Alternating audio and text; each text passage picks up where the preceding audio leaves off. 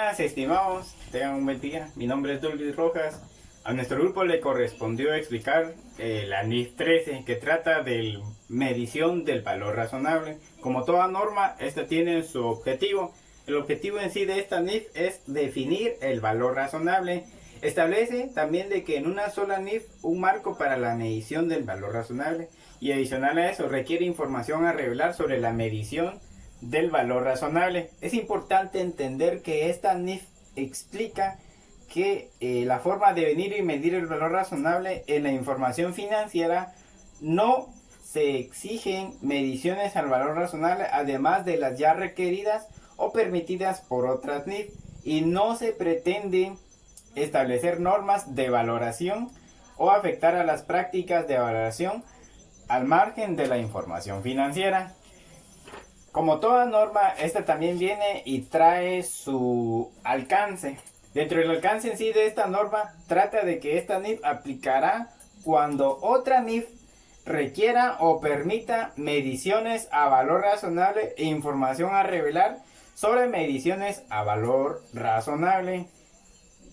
Adicional a esto, tiene su medición. Dentro de la medición podemos venir y encontrar la definición de valor razonable, tal como viene especifica la norma, de que valor razonable dice es como el precio que sería recibido por venir y vender un activo, o ya bien sea pagado o por transferir un pasivo en una transacción ordenada entre participantes del mercado en la fecha de medición. Para poder venir y entender perfectamente el término de definición de valor razonable, es importante conocer algunas definiciones que nos van a ayudar para poder venir y entender el tema perfectamente, dentro de las cuales yo mencioné anteriormente está la transacción ordenada. ¿Qué es una transacción ordenada? Dice que es una transacción que supone una exposición al mercado para un periodo anterior a la fecha de medición, para tener en cuenta las actividades de comercialización que son inusuales y habituales por transacciones que involucran esos activos o ya bien sea pasivos, dentro de donde viene y se negocian esos activos. Por lo general, cuando hay transacciones también existe un mercado. Ese mercado se le llama activo. A un mercado activo se le conoce de que dice que es en el que las transacciones del activo o pasivo dice que tienen lugar con suficiente frecuencia y volumen para poder venir y proporcionar información sobre precios de manera continua. También hay precios de entrada y precios de salida, que obviamente van a servir para poder venir y negociar dichos activos y pasivos. El precio de entrada es el precio pagado por adquirir un activo o recibir o asumir un pasivo de transacción, y el precio de salida es el precio que se recibirá por vender un activo. Dentro del mercado existen participantes, los cuales son el comprador, y adicional es el vendedor, nada más que todo, que es el mercado de capital. El activo y pasivo dice que una medición del valor razonable es para un activo o pasivo concreto, y la transacción que surge dentro de la medición dice que la medición a valor razonable supondrá que el activo o pasivo se intercambiará en una transacción ordenada y entre participantes del mercado para vender el activo o transferir el pasivo en la fecha de la medición en condiciones de mercado presentes. Muchas gracias. Buen día, compañero licenciado. Les saluda Ana Preciado. Para seguir con la exposición de la NIF 13, les voy a dar a conocer sobre los participantes de mercado. Una entidad medirá el valor razonable de un activo o un pasivo por medio de los supuestos que los participantes del mercado utilizarán para fijar el precio de un activo o de un pasivo, suponiendo que los participantes del mercado colocarán un precio mejor para sus intereses económicos. La entidad identificará las características generalmente de los participantes de mercado, considerando que hay factores específicos para los elementos siguientes. Está el activo o el pasivo, el mercado principal o más ventajoso para el activo, y los participantes de mercado con los que la entidad realizará una transacción. También en en la NIF 13 hay que establecer el precio, ¿verdad? El precio es el valor razonable que recibirá ya sea un activo por una venta o se pagaría o por una venta y una transferencia de un pasivo ordenada en el mercado principal o más ventajoso en la fecha de la medición en condiciones del mercado presentes, es decir, que el precio de salida, independientemente si es el precio observable directamente o utilizado otra técnica de... Al momento de medir el precio no se incluirán los costos por transporte. Está un ejemplo en la NIF que dice, ¿verdad?, de que si se cotiza una materia prima, en el precio no se va a incluir el costo del transporte a la empresa, ¿verdad? Digamos que cotizamos en Guatemala y yo estoy acá en Coatepeque, ¿verdad? Entonces el costo de transporte va a ser adicional al precio que ya ha sido cotizado. Dentro de la NIF 13 encontramos la medición para los activos no financieros. ¿Qué son los activos no financieros? Son todos aquellos activos que poseen un valor físico, como por ejemplo bienes raíces, mobiliario y equipo, tenemos maquinaria o vehículos. Para la medición de un activo no financiero, la NIF nos dice que se tomará en cuenta la capacidad del participante del mercado para generar los beneficios económicos mediante la utilización de un activo en su máximo y mejor uso o mediante las ventas de este a otro participante. El máximo y mejor uso de un activo no financiero tendrá en cuenta la utilización del activo que es físicamente posible, legalmente permisible y financieramente factible. Dentro del uso que es físicamente posible, se toman en cuenta las características físicas del activo que los participantes del mercado tendrían en cuenta para fijar el precio del activo, como por ejemplo la localización, la dimensión de la propiedad, si quisiéramos vender o comprar, vender un activo no financiero y está localizado en un área rural, pues su precio va a ser un poco menor a una área urbana. En el uso legalmente permisible, esto nos permite o tenemos que tomar en cuenta las restricciones legales de la utilización del activo que los participantes de mercado tendrían en cuenta al fijar el precio, como por ejemplo las regularizaciones aplicables a la propiedad.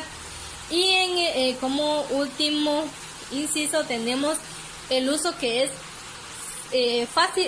financieramente factible. Entonces en esta característica de financieramente factible se unen los primeros dos, que es legalmente permisible, y el otro que era físicamente posible. Al generar estos dos, entonces nos va a dar, al combinar estos dos, nos va a dar el financieramente factible, que es que el activo nos va a generar ganancias, no vamos a perder, no vamos a tener pérdidas y los flujos de efectivo van a ser mayores.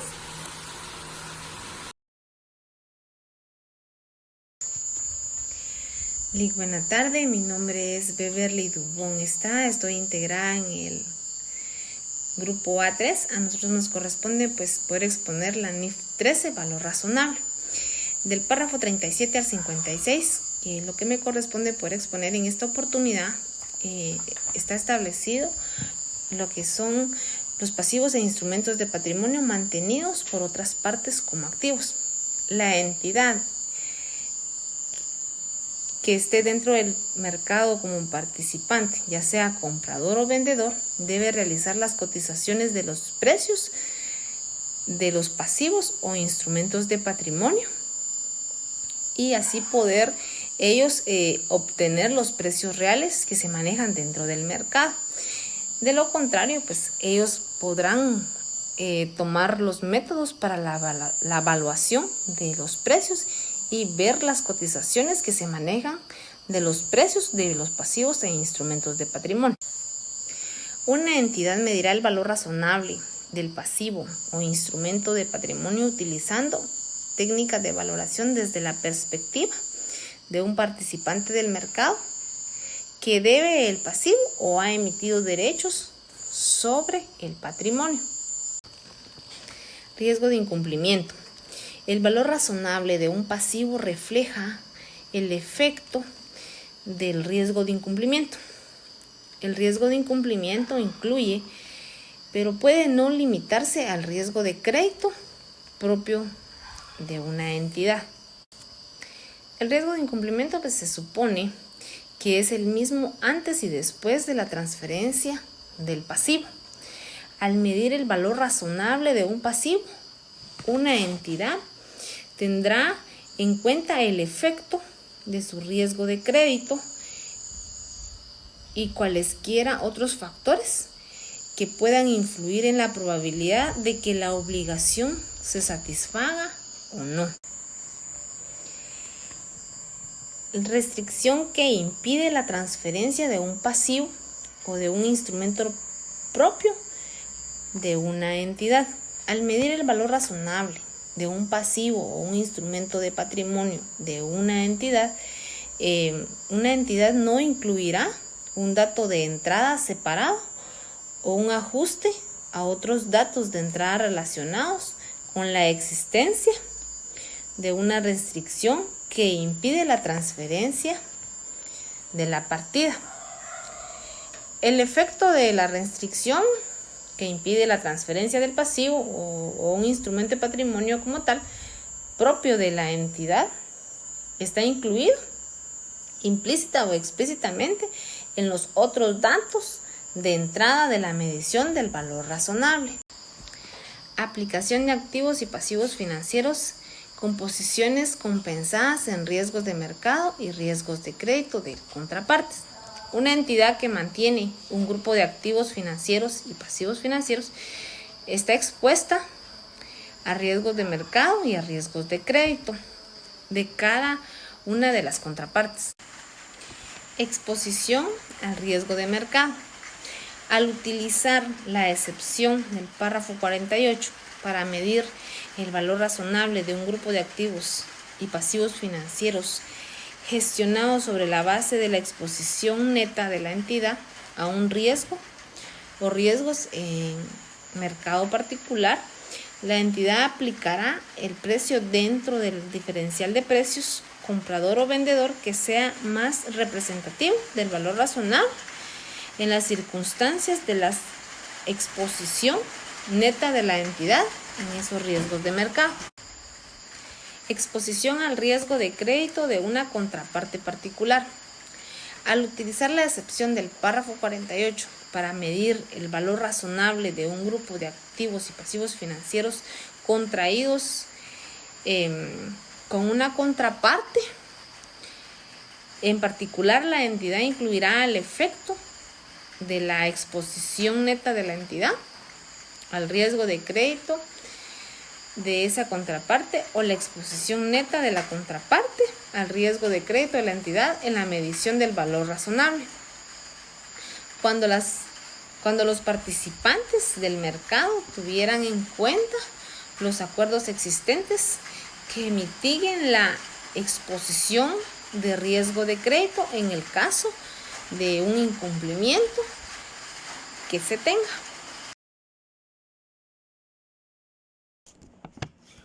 ¿Qué tal, estimados? Buenas noches, mi nombre es Josué Escobar y pues yo le voy a dar continuidad a lo que es la NIF número 13. Lo que me corresponde es explicarles lo que es el valor razonable en el reconocimiento inicial. Menciona la norma que cuando se adquiere un activo o se asume un pasivo en una transacción de intercambio, para ese activo o pasivo, el precio de la transacción es el precio pagado por adquirir el activo o recibido por asumir el pasivo. En pocas palabras, es el precio de entrada que se sucedió en el momento. También menciona que una entidad tendrá en cuenta varios factores que se dan dentro de la transacción. Por ejemplo, nos menciona la norma una transacción que es entre partes relacionadas. Un ejemplo bastante claro acá es en las concesionarias, cuando uno quiere adquirir un vehículo último modelo, pues es fácil ver que le aceptan su vehículo viejito y le dan cierto valor a ese vehículo y usted ya lo agarra como enganche para ya llevarse un vehículo de modelo reciente. También menciona acá de las transacciones que tienen lugar bajo coacción, o el vendedor se ve forzado a aceptar el precio de la transacción. Acá, por ejemplo, podemos mencionar aquellos productos perecederos, ¿verdad? Que ya necesitamos que realmente se vayan ya a un precio menor del costo, porque si no se perdería el producto. Así que nos vemos obligados a dar el producto, ¿verdad? Y también nos menciona el mercado en que tiene lugar la transacción. Es diferente del mercado principal o el mercado más ventajoso. Acá podemos mencionar a quienes son importadores, pues ellos compran directamente al fabricante a un precio menor, lo traen y pues ya se distribuye para un precio minorista. Ese puede ser el ejemplo que podríamos mencionar acá. Mencionaremos también lo que son las técnicas de valoración. Dice que tiene que ser apropiadas a las circunstancias y sobre los cuales existan datos suficientes disponibles para medir el valor razonable. Aquí se dividen en tres técnicas o tres enfoques. Como número uno podemos mencionar el enfoque de mercado. Dice que acá se utilizan los precios y otra información relevante generada por las transacciones que implica activos y pasivos. Menciona el enfoque del costo. Dice que se refleja el importe que se requiera en el momento presente para sustituir la capacidad del servicio del activo. Y también tenemos el enfoque del ingreso, que se convierte en el importe futuro, en los importes futuros. Por ejemplo, acá nos mencionan lo que son los flujos de caja que pueden proyectarse o los ingresos y gastos de un proyecto. Es lo que a mí me corresponde, compañeros. Le dejo lugar a mi colega Ronnie López. Buenos días, licenciado. Buenos días, estimados colegas. Mi nombre es Ronnie López y yo les voy a seguir hablando un poco acerca de la NIF 13. La NIF 13 nos menciona tres niveles. Estos niveles son relacionados a temas de entrada de datos. El nivel 1 nos indica que son datos plenamente observables, que son precios no ajustados, cotizados en un mercado activo de activos y pasivos idénticos que la entidad pueda valorar en un mercado a la fecha de medición. ¿Cuál es la ventaja de este nivel? El nivel 1 es más confiable, puesto que no puede ser manipulado por quien simplemente se basa en los parámetros de mercado. Un ejemplo de esto son los cotizadores en bolsa.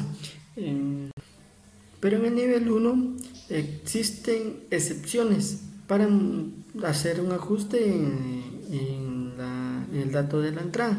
Cuando una entidad mantenga un gran número de activos o pasivos similares, por ejemplo, títulos, valores de deudas, cuando un precio cotizado en un mercado activo no representa el valor razonable en la fecha de la medición, al medir el valor razonable de un pasivo o de un instrumento de patrimonio propio de una entidad utilizando el precio cotizado para el elemento idéntico negociado como un activo en un mercado.